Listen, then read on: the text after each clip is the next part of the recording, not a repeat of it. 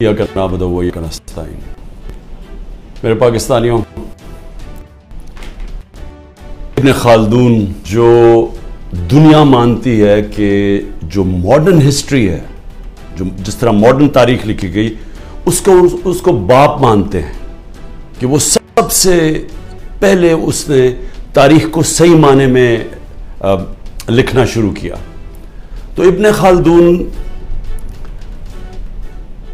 एक जगह कहते हैं कि मैंने जब जितना कुरान और इस्लाम की स्टडी की है तो मैं एक नतीजे पे पहुंचा कि अल्लाह ने इंसान को दुनिया में भेजा ही एक वजह से कि अल्लाह की ज़मीन पे इंसाफ कायम करो। इंसाफ के ऊपर आप कोई भी दुनिया का माशरा ले लें, जब इंसाफ होता है तो वो माशरा ऊपर खड़ा होता है। नबी सल्लल्लाहु अलैहि वसल्लम ने दुनिया की तारीख का सबसे बड़ा इनकलाब था मदीना में। कोई इसकी मिसाल नहीं है दुनिया की तारीख में कि हिजरत होती है 622, जंग बदर होती है 625, 313 लड़ने वाले, और 11 साल के बाद एक सुपर पावर घुटने टेकती है, रोमन एम्पायर, और उसके अगले साल दूसरी सुपर पावर घुटने टेकती है, पर्शियन एम्पायर कदसिया में। तो तारीख का हिस्सा है। लेकिन यह तो कोई मुताला करे कि यह क्या हुआ था कि वो एक लोगों की कोई हैसियत नहीं थी, उन्होंने दुनिया की इमामत की और कई सदियों तक बुनियाद इंसाफ पे रखी गई थी, अदल और इंसाफ। उसके ऊपर वो माशरा खड़ा हुआ था और वो इंसाफ ऐसा था कि हजरत अली रज़ियल्लाहु ताला एक यहूदी से केस हार जाते हैं, काजी खलीफा वक्त की बेटे की गवाही नहीं मानता। वो इंसाफ ऐसा था जब नबी सल्लल्लाहु अलैहि वसल्लम का मेरी बेटी भी अगर चोरी करेगी तो उसको सजा मिलेगी, कोई कानून से ऊपर नहीं है। और जो माशरे ताकतवर को कानून से ऊपर रखते हैं, उनकी हदीस है, वो तबाह हो जाते हैं। तो आज जो पाकिस्तान है, मैं अपने सारे पाकिस्तानियों के सामने ये बात कर रहा हूं कि हम अब बिल्कुल तबाही की तरफ जा रहे हैं। मैं इसलिए नहीं कह रहा कि तहरीक इंसाफ के ऊपर क्रैक डाउन हुआ है, कि हमारे लोगों को जेलों में डाला हुआ है, जेल भरे हुए हैं, हर रोज नए लोग पकड़ रहे हैं, रिश्तेदार पकड़ रहे हैं। जो कहानियां सामने आ रही हैं वो खौफनाक कहानी है। कभी पाकिस्तान की तारीख में इस तरह एक नंगा होके एक ताकत ने इस तरह का जुल्म किया हुआ अपने लोगों के ऊपर, कोई इसकी मिसाल नहीं है। मैं मुशर्रफ के मार्शल लॉ में मैं ऑपोजिशन में था, मैंने कभी इस तरह का जुल्म नहीं देखा। तो ये जो इंसाफ की धज्जियां उड़ाई गई हैं और ये ताकत की हुक्मरानी, जंगल का कानून कायम किया गया है, मैं सबसे पहले 2-3 चीजें कहना चाहता हूं और मैं फिर अपनी सारी कौम को ये बताना चाहता हूं कि हम जा किधर रहे हैं। यानी कोई चले ये सब कुछ कर रहे हैं तो कोई रोड मैप होगा ना कि हम इससे निकल के तो खुशहाल हो जाएंगे। क्योंकि इस वक्त पाकिस्तानी, मैं अभी आपको फिर से बताऊंगा कि हमारे मुल्क के माशी हालात क्या हैं। तो जिस तरह मुल्क माशी तौर पे तबाही की तरफ जा रहा है, तो कोई तो रोड मैप होगा ना कि ये जो जुल्म किया जा रहा है, ये जो पूरी जमात को खत्म करने की कोशिश की जा रही है, क्या इसका कोई मुल्क को तो कोई फायदा हो ना। तो मैं सबसे पहले मैं ये चीजें इसलिए कहना चाहता हूं कि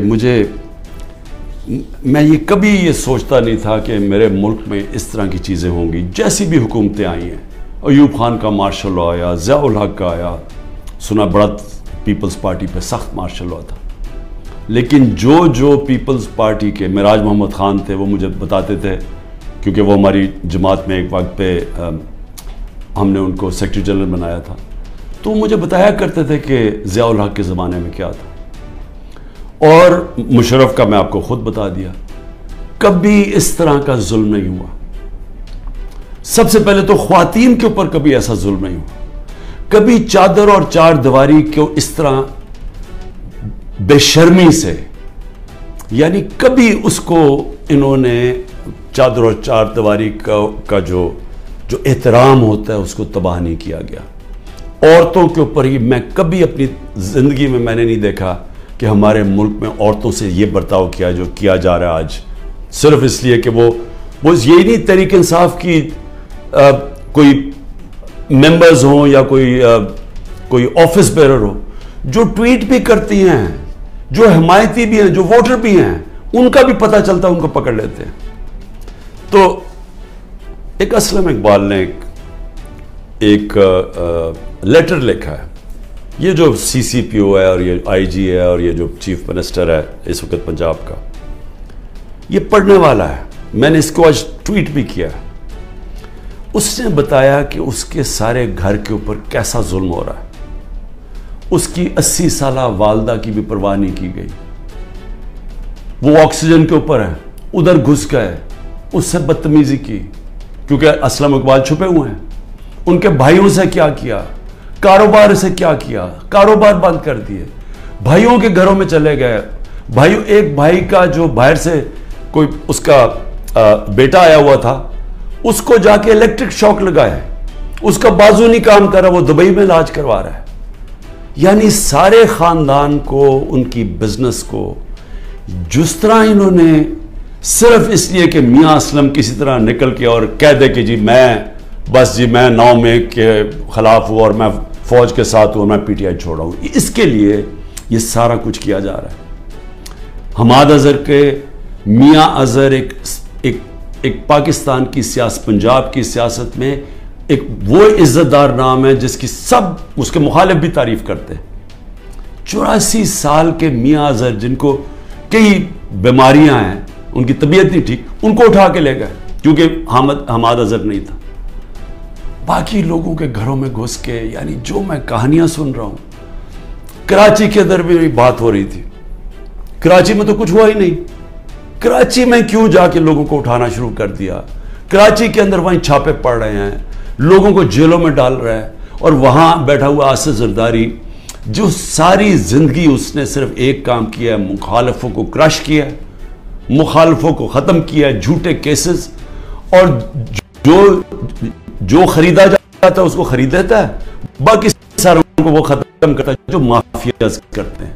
वहां किया जा रहा है, हर एक के ऊपर FIR है, लोग छुपे हुए हैं, और सिर्फ एक कि आप जरा पार्टी छोड़ देते हैं तब वो ठीक उनको निकल जाता है। ये भी सोच लें कि आज हमारे इंसाफ के निजाम, यानी ये कैसे कोई इस तरह कि आपके ऊपर हर किस्म का केस है, दहशतगर्दी का केस लगा हुआ है, जैसे ही आपने कहा मैं पार्टी छोड़ो, केस खत्म। कि क्या हमारी अदलिया, हमारी लीगल कम्युनिटी ये नहीं देख रही क्या हो रहा है? क्योंकि ये तो सारे दुनिया में किसी भी कानून ये इजाजत नहीं देता। तो उसके अलावा, इनके अलावा मैं सिर्फ ये बताना चाहता हूं कि कराची के अंदर जिस तरह लोगों को इन्होंने जेलों में डाला हुआ है, और जो मुझे सबसे ज्यादा तक लोगों को जेल के अंदर जगह, तो वहां 60 लोग भरे हुए हैं, कईयों को खड़ा होते हैं, खाना कईयों ने का खाना दिया, कईयों के पेट खराब हो गए हैं। यानी इन कंडीशंस के अंदर सियासी वर्कर्स को रखा हुआ है, जो सबसे शर्मनाक, क्योंकि कोई मुजरिम नहीं है यहां, इतने इतने बड़े मुजरिम जिन्होंने अरबों रुपए का इस मुल्क को नुकसान करके फिर मनी लॉन्ड्रिंग करके मुल्क से पैसा बाहर भेजा हुआ है। क्या उनकी ऐसी ट्रीटमेंट किसी की थी? केसेस तो पुराने बने हुए थे, क्या किसी को ऐसे रखा गया था? तो ये सारा प्लान बना हुआ है सिर्फ एक पार्टी को ख़त्म करने के लिए। तो ये पार्टी को ख़त्म करते करते क्या ये जो इस वक्त ताकत में बैठे हुए हैं, इनको अंदाज़ा है कि ये पाकिस्तान क्या कर रहे हैं? क्योंकि मुल्क, दुनिया में मुल्क खड़ा होता है रूल ऑफ लॉ पे। जिस वक्त उस मुल्क का रूल ऑफ लॉ ख़त्म होता है, उसको बनाना रिपब्लिक कहते हैं। हमारा मुल्क अब बनाना रिपब्लिक है, जिधर कोई कानून नहीं है, जिधर कमजोर को कोई ताकतवर से इस वक्त तहफ़्फ़ुज़ देने वाला नहीं है। मैं तो सिर्फ सलाम करता हूं उन जजेस को कि वो सारे प्रेशर के बावजूद आज वो फिर भी खड़े हैं, लेकिन पूरी तरह प्रेशर डाला हुआ है जजेस के ऊपर। और मैं फिर से बताऊं कि इस तरह का कोई नीचे नहीं गिरता। उनकी फाइलें बनाई हुई हैं, कोई हर किस ब्लैकमेल करने के लिए कि जी आपकी, हमें बच्चों पे आ गए हैं, घरों पे आ गए हैं, ख्वातीन के ऊपर आ गए हैं। मैंने एक बताया भी कि हमारे मेंबर ने छोड़ी पार्टी तो उसने कहा जी मैं ये बर्दाश्त नहीं कर सकता, अब तक तो मेरी बिजनेस पे था, अब मेरे घर पे पहुंच गए, हमारी औरतों पे पहुंच गए, मैं नहीं बर्दाश्त कर सकता। तो इस लेवल के ऊपर इस वक्त इस मुल्क में जुल्म हो रहा है। मैं सिर्फ ये बता दूं कि जो कलेक्टिव पनिशमेंट है, यानी आप एक फर्द को पकड़ने जा रहे हैं, उसने कोई जुर्म भी किया हो, तो कोई दुनिया का कानून इजाजत नहीं देता कि जो बाकी उसके रिश्तेदारों को उठा लें। ये कलेक्टिव पनिशमेंट आजकल के दौर में सिर्फ एक मुल्क में है, इसराइल में। और वो किससे करते हैं? वो फलस्तीनों से करते हैं, अपने लोगों से नहीं करते, इसराइलियों से नहीं करते, वो फलस्तीनों से ये करते हैं। ये हिटलर के जब नाज़ी जर्मनी, जब दुनिया का स्यातरीन दौर था, ये तब वो गुस्तापो उठाया करती थी लोगों को कलेक्टिव पनिशमेंट में, कि जो भी अगर वो नहीं मिला, एक जिसको पकड़ने गए तो घर वालों को पकड़ लेते थे। ये स्टालिन का जो बड़ी सख्त डिक्टेटरशिप थी सोवियत यूनियन की, ये स्टालिन की डिक्टेटरशिप के अंदर इस तरह की चीजें होती थी। ये सिर्फ चाइना में एक दौर में हुआ था, उनके कल्चरल रेवोल्यूशन के अंदर। ये होता ही नहीं है ऐसे। ये कोई दुनिया का इंसाफ का निज़ाम कलेक्टिव पनिशमेंट की इजाजत नहीं देता, जो आज पाकिस्तान से हो रही है। लेकिन ये अब हो क्या रहा है? एक पार्टी को खत्म करते हुए कि जी इमरान खान के ऊपर कांटा डाल दिया, तहरीक इंसाफ को जीतने नहीं देना इलेक्शन तब होंगे जब तहरीक इंसाफ खत्म हो जाएगी, जो करने की कोशिश हो रही है। तो मैं सवाल पूछता हूं कि उसके बाद क्या होगा? मेरी सिर्फ जो ताकत में बैठे हैं उनसे सवाल यह है कि उसके बाद क्या होगा? अगर ये सारे काम करके मुल्क के कानून और अदलिया की सारी क्रेडिबिलिटी खत्म करके, इंसाफ का निज़ाम खत्म करके, इलेक्शन कमीशन की क्रेडिबिलिटी तो पहले ही खत्म हुई हुई थी, उसको जो इस्तेमाल कर रहे हैं सिर्फ एक पार्टी को खत्म करने के लिए, FIA, वो जिसको पकड़ना था, जिसके 16 अरब रुपए के प्राइम मिनिस्टर ये शहबाज शरीफ के केसेस थे, वो तो खत्म हो गए हैं, लेकिन तहरीक इंसाफ को खत्म करने के लिए वो FIA लगी हुई है। कोई क्रेडिबिलिटी नहीं है। नैब को सिर्फ एक मकसद से लगाया हुआ है, कुछ ढूंढो इसके ऊपर, इमरान खान के ऊपर, लोगों के ऊपर, ताकि किसी तरह इनको खत्म किया जाए और बाकियों को कहो कि पार्टी छोड़ दे। इन इदारों की सारी क्रेडिबिलिटी खत्म हो चुकी है। मीडिया ने भी, और जिस तरह अदलिया ने, ये एक प्रोसेस था, एक जद्दोजहद करके एक वकला मूवमेंट शुरू हुई थी 2007 में, जिसकी जद्दोजहद में अदलिया आज़ाद हुई थी और लोगों को एतमाद था कि अगर हुकूमत हमारे पर जुल्म करेगी तो अदलिया खड़ी है रास्ते में। वो ख़त्म हुआ है, उसको सारा दिन ब दिन उसको ख़त्म करते जा रहे हैं कि लोगों का एतमाद ही उठ रहा है। हमारी पार्टी का तो एतमाद ही उठ गया है कि लोगों को निकलते हैं, जज ऑर्डर भी करता है, कुछ सुनता ही नहीं है जज की। मुझे ये बताएं कि मैंने आइन को सामने रखते हुए मैंने तब ये फैसला किया कि हम ये पंजाब की गवर्नमेंट नहीं चला सकते, ये गिराने की कोशिश कर रहे थे, तो हमारे पास तो एक की मेजॉरिटी से गवर्नमेंट हमारी बची हुई थी, हम तो काम कर ही नहीं सकते थे। सारा वक्त कोशिश हो रही थी गवर्नमेंट गिराने के लिए, पैसा चल रहा था, ऊपर से नामालूम अफराद पूरा जोर लगा रहे थे गवर्नमेंट गिराने के लिए। तो हमने आइन को सामने रखते हुए इलेक्शन डिसॉल्व की अपनी गवर्नमेंट। वही हमने पख्तूनख्वा में की, वहां पैसे नहीं दे रहे थे। जो कबायली इलाका जो ज्वाइन किया था उनके लिए फंड्स हमने ज्यादा दिए हुए थे, वही बंद कर दिए उन्होंने। हेल्थ कार्ड का पैसा नहीं आ रहा था। तो जब हमने सोचा कि हम गवर्नमेंट ही नहीं चला सकते, हमने आइन के मुताबिक, दुनिया की पार्लियामेंट्री डेमोक्रेसी की रवायत के मुताबिक, आइन के मुताबिक हमने अपनी गवर्नमेंट डिसॉल्व कर दी। 90 दिन में इलेक्शन होना था, हमें तो कोई इलेक्शन ही नहीं मिला। यानी ओपनली आइन की इन्होंने खिलाफ वर्जी की है। और मैं अपने सुप्रीम कोर्ट से अब इंतजार कर रहा हूं कि ये तो आपकी अब क्रेडिबिलिटी एट स्टेक है, सारे सुप्रीम कोर्ट की क्रेडिबिलिटी स्टेक पे है कि अगर आप आइन में 90 दिन में इलेक्शन ही नहीं आप करवा सके, तो मुझे बताएं क्या चीज रोक रही है कि इन्होंने अगर अक्टूबर में सोचा कि जी अभी तहरीक इंसाफ अभी भी जीत सकती है, तो अक्टूबर भी ना इलेक्शन करवाएं। ये तो सारा पाकिस्तान का जब जिसके ऊपर बेस होती है, देखिए जमहूरियत बेस होती है आइन के ऊपर, आइन के मुताबिक कानून बनते हैं। तो जब एक दफा आइन की खत्म हो गई, सुप्रीम कोर्ट की वर्डिक्ट्स की परवाह नहीं हुई, तो वो बन जाती है बनाना रिपब्लिक। और बनाना रिपब्लिक का कोई मुस्तकबिल नहीं होता, जो मैं जो अब ये आपको बताने लगा हूं माशी तौर पे। और फिर मीडिया, और मीडिया का भी एक 20 साल का सफर था। उससे पहले तो मीडिया बंद था, उससे पहले तो सिर्फ जो इलेक्ट्रॉनिक मीडिया था वो तो सिर्फ पीटीवी थी। तो जनरल मुशर्रफ, उसको दाद दें हम कि वो एक डिक्टेटर होते हुए उसने मीडिया खोल दिया, क्योंकि जनरल मुशर्रफ के साथ सपोर्ट थी। लोग तंग थे इन दोनों पार्टी से, इनकी करप्शन दो दफा करप्शन में गई, लोग तो तंग थे। तो लोगों ने मुशर्रफ को खुश आमदेद उसको वेलकम किया। मुशर्रफ ने मीडिया खोल दिया, इलेक्ट्रॉनिक मीडिया, और वो फिर इलेक्ट्रॉनिक मीडिया ने शऊर पैदा किया पब्लिक के अंदर। मेरी पार्टी बनी क्योंकि मुझे मौका मिल गया इलेक्ट्रॉनिक मीडिया पे जाने के लिए, नहीं तो 2 पार्टी सिस्टम है, तीसरी पार्टी तो नहीं आती।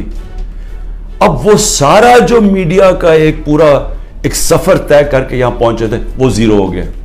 एक हुक्म मिला है कि इमरान खान का आपने नाम नहीं दिखाना, यानी जो सबसे बड़ी पॉलिटिकल पार्टी है, जिस लीडर के ऊपर इस वक्त सबसे ज्यादा पब्लिक ओपिनियन में सपोर्ट है, उसको गायब कर दिया।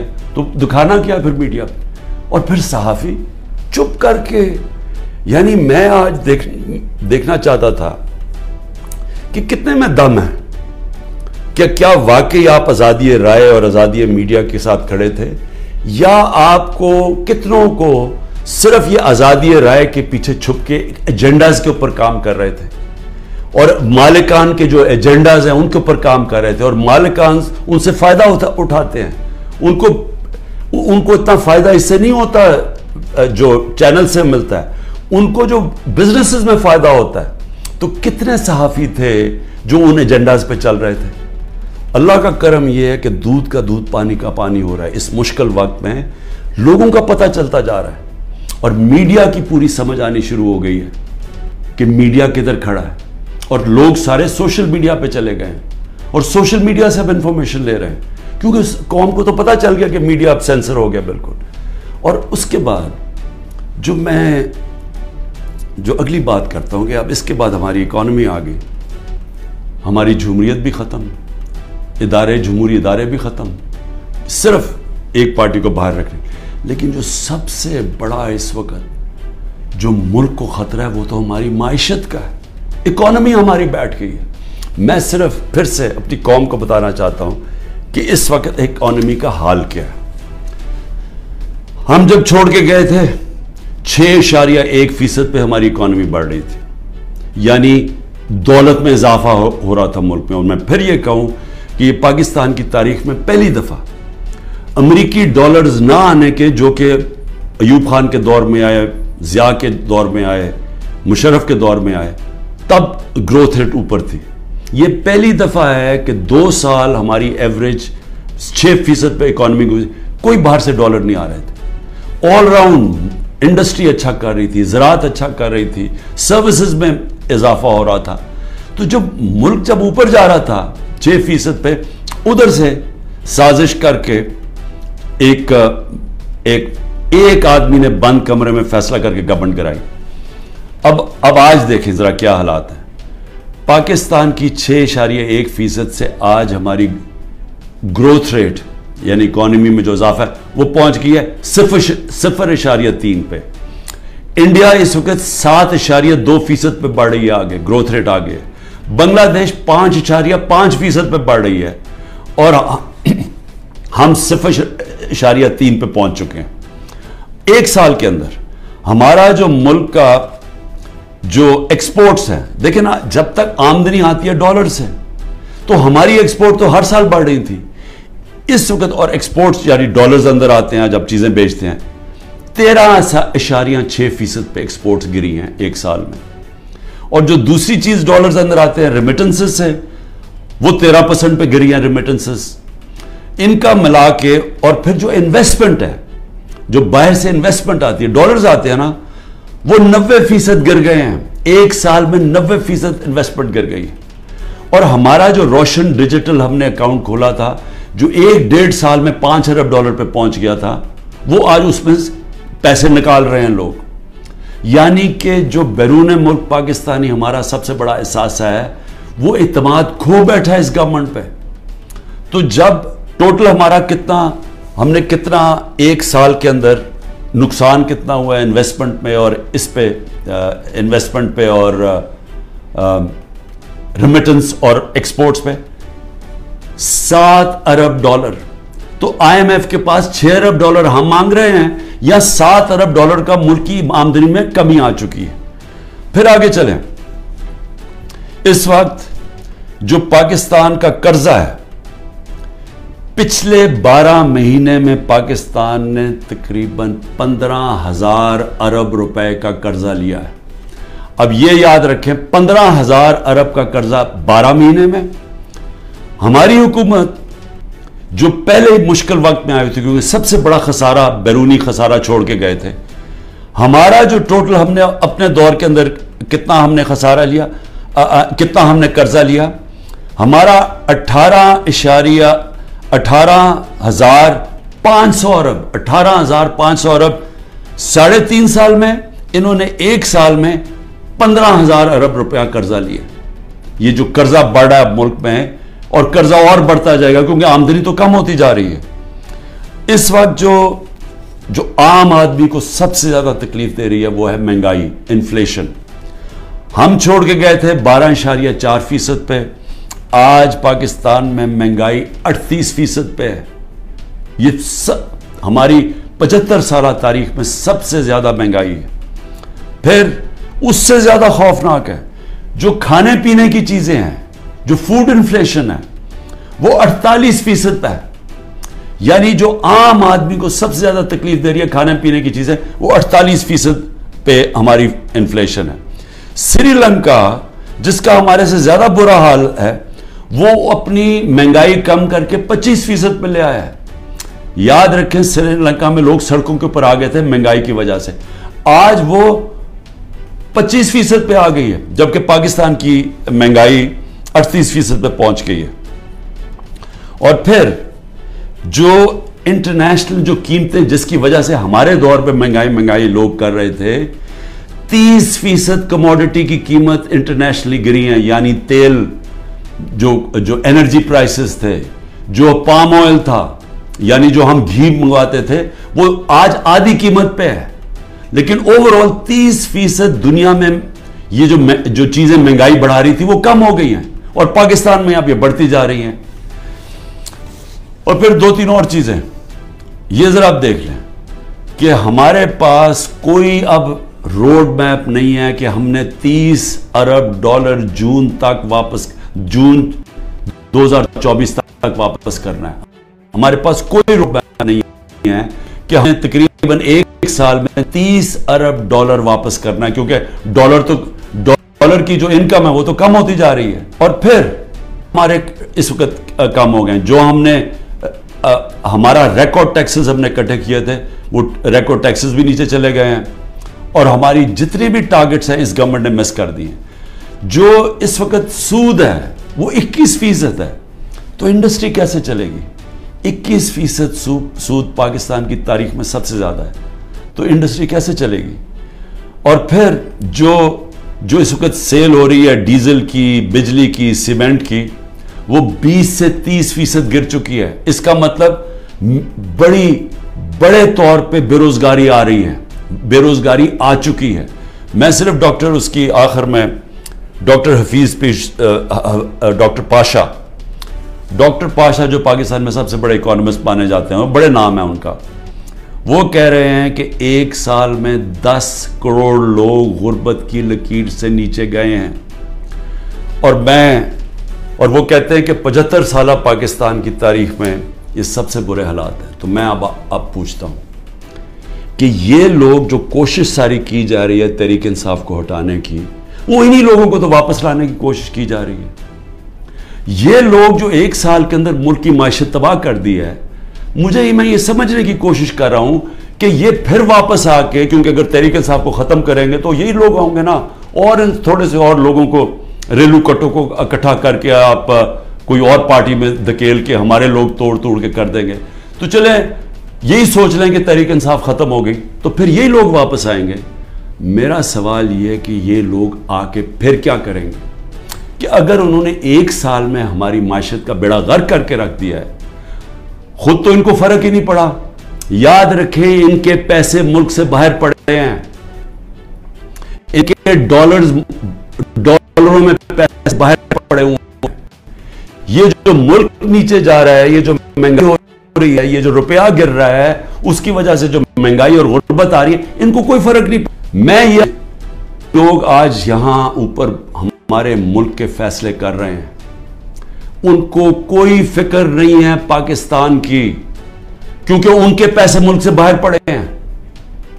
अगर इनके मुल्क से बाहर पैसे पड़े हैं, इनको कोई फर्क नहीं पड़ा।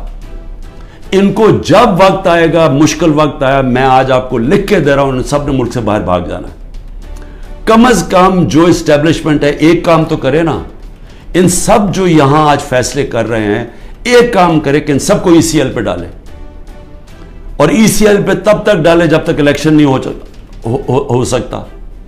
क्योंकि अगर इन्होंने, इनका स्टेक ही पाकिस्तान में नहीं है, तो इनको तो कोई फर्क नहीं पड़ने लगा, मुल्क बैठ रहा है। इनको तो, इनके जब डॉलर्स में पैसे पड़े हैं, रुपया गिर रहा है, इनकी तो डॉलर को कोई फर्क नहीं पड़ रहा। लेकिन पाकिस्तानी तबाही की तरफ जा रहे हैं। और मैं आज आपको अपना आखिर में यह भी बता दूं कि मुल्क ठीक होगा कैसे, इस दलदल में से निकलेगा कैसे। सिर्फ एक तरह निकलेगा कि हम अपने ओवरसीज पाकिस्तानी, 10 करोड़ बाहर पाकिस्तानी बैठा। मैं फिर से आपको बता दूं कि सिर्फ अमेरिका के अंदर 16,000 पाकिस्तानी अमेरिकन डॉक्टर्स हैं। उनकी जो सालाना, उनकी जो वेल्थ है, वो 200 अरब डॉलर है, सिर्फ 16,000 की। जो टॉप इस वक्त 10 पाकिस्तान के बिजनेसमैन है अमेरिका में, उनकी वर्थ 25 अरब डॉलर है। अगर हमने किसी वक्त भी बाहर से अपना जो ओवरसीज पाकिस्तान ने सरमायाकारी करनी शुरू कर दी, वो ही बचाएगा जब और इंडिया ने जब अपनी इकोनॉमी खोली, तो सबसे पहले सरमायाकारी ओवरसीज चाइनीज और ओवरसीज इंडियंस ने की। हमारी भी जो सरमायाकारी और फ्यूचर है, वो शॉर्ट टर्म में अपने ओवरसीज पाकिस्तानीज के हाथ में। वो ओवरसीज पाकिस्तानी नहीं आएंगे। ये जो हरकतें की जा रही हैं, वो लोग छोड़ छोड़ के जा रहे हैं। यहां से लोग पैसा बाहर लेके जा रहे हैं। इस वक्त जो हमारे प्रोफेशनल्स हैं, वो छोड़ छोड़ के जा रहे हैं। कीमती प्रोफेशनल, जिनके ऊपर सरमायाकारी करके, उनको ट्रेनिंग देके, जो जिनके पास हुनर है, उनके लिए तो दरवाजे खुले हैं दुनिया के। वो तो कहीं भी जा सकते हैं दुनिया में। वो छोड़ के जब वो छोड़ के जा रहे हैं, जब हमारा सरमाया मुल्क से बाहर जा रहा है, डॉलर्स मुल्क से बाहर जा रहे हैं, तो ये सारी हरकतें और हो इस वजह से है कि ऊपर तो पहले चोर मुसल्लत कर दिए। मुझे बताएं, कौन मुल्क से बाहर से पैसा लेके आएगा ओवरसीज पाकिस्तानी, जब वो देखेगा कि शहबाज शरीफ और शरीफ खानदान और जरदारी खानदान, इनके पैसे बाहर पड़े हुए हैं? कौन लेके आएगा पाकिस्तान? जब इनको एतमाद पाकिस्तान की इकोनॉमी में नहीं है, तो वो उनको कैसे एतमाद आएगा पाकिस्तान की इकोनॉमी में? तो किधर से आएगा पैसा? तो शॉर्ट टर्म में तो आना है बाहर से ओवरसीज पाकिस्तानी का पैसा। ओवरसीज पाकिस्तानी पैसा तब लेके आएगा जब रूल ऑफ लॉ कायम करेंगे, जो आज खत्म किया जा रहा है, जिसकी कब्र खोदी जा रही है। जब तक जस्टिस सिस्टम में, हमारे जस्टिस सिस्टम में इन्वेस्टर को, सरमायाकार को इत्तेमाद नहीं होगा, पैसा नहीं आने लगा। और जब तक इस मुल्क में पैसा नहीं आएगा, अपने डॉलर्स नहीं आएंगे, हम ये जो 30 अरब डॉलर हमने एक साल में देना है, हम किधर से देंगे? हम तो और डॉलर्स ले रहे हैं। हम तो इस वक्त IMF से और कर्जे मांग रहे हैं। हमारे पास तो सकत ही नहीं है पैसे देने की। तो इसलिए मैं उन सबसे पूछता हूं जो तहरीक इंसाफ को ख़त्म कर रहे हैं और करने की कोशिश कर रहे हैं, उनको ये समझना चाहिए कि उनके पास तो और कोई रोड मैप ही नहीं है। वो तो तबाही की तरफ लेके जा रहे हैं। जो उनके पास तो कोई सोल्यूशन ही नहीं है, इसका मसले के हल ही नहीं है। उनका मसले का हल सिर्फ एक नजर आ रहा है कि तहरीक इंसाफ और इमरान खान के ऊपर कांटा डल जाए, या वो तहरीक इंसाफ और इमरान खान के बगैर। लेकिन मैं फिर आखिर में ये कहना चाहता हूं, ये कभी हो ही नहीं सकता। अगर मुल्क की सबसे बड़ी जमात, जिसका पास सबसे बड़ा वोट बैंक है, आप जब उसको जिस तरह ख़त्म कर रहे हैं, आप पाकिस्तान की जमहूरियत ख़त्म कर रहे हैं। और पाकिस्तान की जमहूरियत ख़त्म करने का मतलब आप मुस्तकबिल ख़त्म कर रहे हैं, आप आज़ादी ख़त्म कर रहे हैं इस मुल्क की। आप लोगों को गुलाम बना रहे हैं। ये जो सारे हरबे इस्तेमाल कर रहे हैं, ये इसराइल गुलामों के ऊपर, फलस्तीनों को गुलाम बना के तो ये हरबे इस्तेमाल करती है। ये कश्मीर के अंदर, मकबूजा कश्मीर में हिंदुस्तान कश्मीरियों पे कर रही है ये चीजें। ये अपने लोगों पे कोई ऐसा नहीं करता जुल्म। और सबसे बड़ी पार्टी को जब आप खत्म कर रहे हैं, तो फिर से मैं आपको कहूंगा, जो आपको हरबे इस्तेमाल कर रहे हैं और करने पड़ेंगे, आगे और करने पड़ेंगे, क्योंकि सबसे बड़ा वोट बैंक है, वो किधर से खत्म होगा। तो इसका मतलब मुकम्मल तौर पे ये जुल्म का निजाम चलता रहेगा। और आखिर में जब भी आप समझेंगे कि अब पार्टी खत्म होगी, तब इलेक्शन करवाएंगे, वो जमहूरियत खत्म हो जाएगी। मुजीब रहमान को जब इन्होंने उसके खिलाफ क्रैकडाउन किया, हमने पाकिस्तानियों ने क्रैकडाउन किया, जिसको प्राइम मिनिस्टर बनना चाहिए था, उसकी पार्टी को बैन कर दिया, कलअदम कर दिया, तो उसके बाद जो इलेक्शन करवाया उसकी क्या हैसियत थी? क्या वो ईस्ट पाकिस्तान के लोगों ने माना था? वो जो इलेक्शन के बाद लोग सामने आए थे, किसी ने, कोई भी उनमें से बचा था? जैसी वापस जब उनके पास, उनको वो आजाद हो गए हमारे से। तो ये भी जो लोग आप इलेक्शन करवाएंगे, ये रेलू कट्टों की, और ये जो सारे चोरों को, और ये जो सब इकट्ठे हुए हैं मनी लॉन्ड्रर्स, ये जो मुल्क में सजाए याफ्ता बेल के ऊपर लोग, तो जब अब क्या आपका ख्याल है कि इससे कौम मान जाएगी इनकी? क्या कौम इनकी हुकूमत मान जाएगी? वो आज ही नहीं मान रही। वो इतने डरे हुए हैं कि सब कुछ होके भी वो तो इलेक्शन से भाग रहे हैं। 10,000 वर्कर भी अंदर है, फिर भी डरे हुए हैं इलेक्शन करवाने में, फिर भी कह रहे हैं कि अगली मार्च तक इलेक्शन होगा। तो मैं आज, जो भी इस मुल्क में ताकत में बैठे हुए हैं, मेरा आपको सिंपल ये पैगाम है कि जिस रास्ते पे आप ये लेके जा रहे हैं, इसमें पाकिस्तान की तबाही है, अंधेरा है, हमारे बच्चों का मुस्तकबिल तबाह हो रहा है, और इतनी मायूसी फैली हुई है पाकिस्तान में, उम्मीद ख़त्म होती जा रही है कि लोग छोड़ के जा रहे हैं। अभी भी वक्त है, कोर्स करेक्शन करें, रास्ता बदलें, और रास्ता सिर्फ फ्री एंड फेयर इलेक्शन है।